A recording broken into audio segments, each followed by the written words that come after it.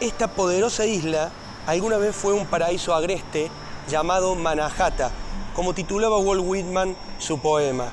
Estaba habitado por múltiples tribus que se dedicaban a la pesca, la caza y la agricultura.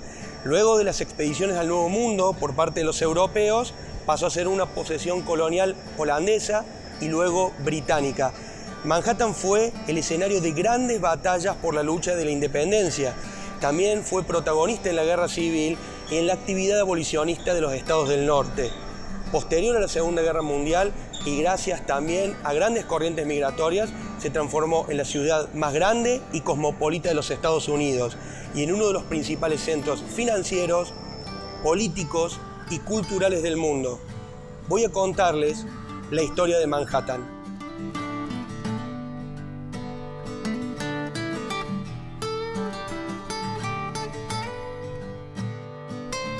Las teorías sobre el poblamiento de América son aún materia de discusión. La explicación predominante es que los primeros habitantes no eran originarios de América y que venían desde Siberia a través del estrecho de Bering hace unos 16.000 años, aunque otras hipótesis sostienen que la llegada es anterior. Lo cierto es que no se sabe con exactitud cuándo comenzó a poblarse la zona donde hoy está Nueva York. Cuando llegaron los primeros exploradores desde Europa, esta región estaba habitada por diferentes tribus que vivían de la pesca, la caza y el cultivo. Solo la corona de Inglaterra, España y Portugal tenían la infraestructura, la estructura financiera y el conocimiento logístico para los proyectos de exploración del Nuevo Mundo. Sin embargo, había algunos navegantes, digamos freelance, que trabajaban para coronas particularmente con ese objetivo, como es el caso, por ejemplo, de Cristóbal Colón o del florentino Giovanni da Verrazzano, que fue en 1524 contratado por la corona de Francia, el primero que tocó estas tierras. A pesar de haber llevado a Francia de retorno grandes noticias, un segundo viaje fue postergado por cuestiones políticas. Francia debía atender en ese momento a otros frentes.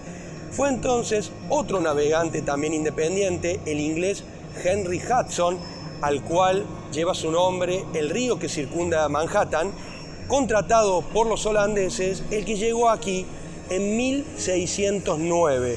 Con esta información, los holandeses comenzarían a poblar las zonas circundantes a Manhattan y a transformarlo en una posesión colonial.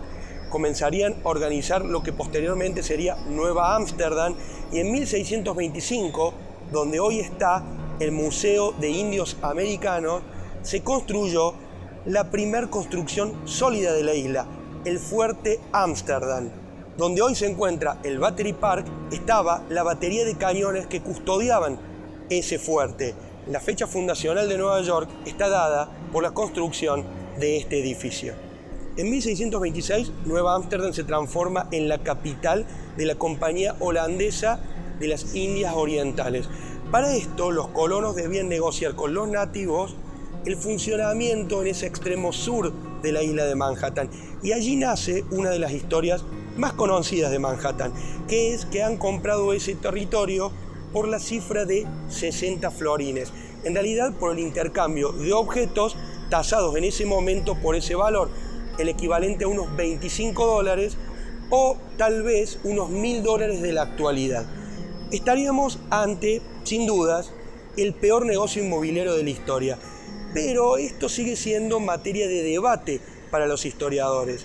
Para los nativos originarios de América, bajo ningún punto de vista, existía el concepto de posesión ni de la tierra ni del agua. Para ellos eran elementos sagrados, eran el sustento para su vida, era donde podían cultivar, donde podían cazar, donde podían pescar. Sería imposible entonces vender algo de lo que uno no se considera dueño. Tal vez estos $25, esos 60 florines, fue una especie de peaje para que los colonos pudieran allí trabajar, para que pudieran utilizar el extremo sur como puerto. Tal vez fue una especie de tasa, algo que tal vez los holandeses en su momento no entendieron o que tal vez no quisieron entender.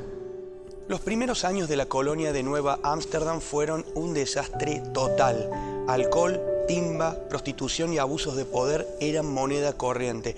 Lo que era común también eran las tensiones con los nativos de la isla, pero que supieron mantener bajo control mediante largas contiendas.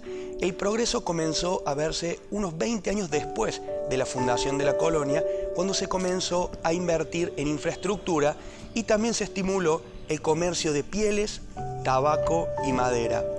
La verdadera amenaza de Nueva Ámsterdam estaba en realidad en Europa.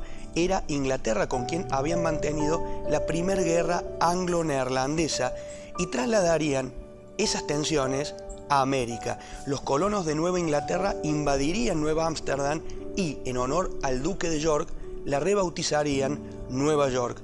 Concluida la Segunda Guerra Anglo-Neerlandesa y tras el Tratado de Breda, la posesión colonial quedaría en manos de los ingleses.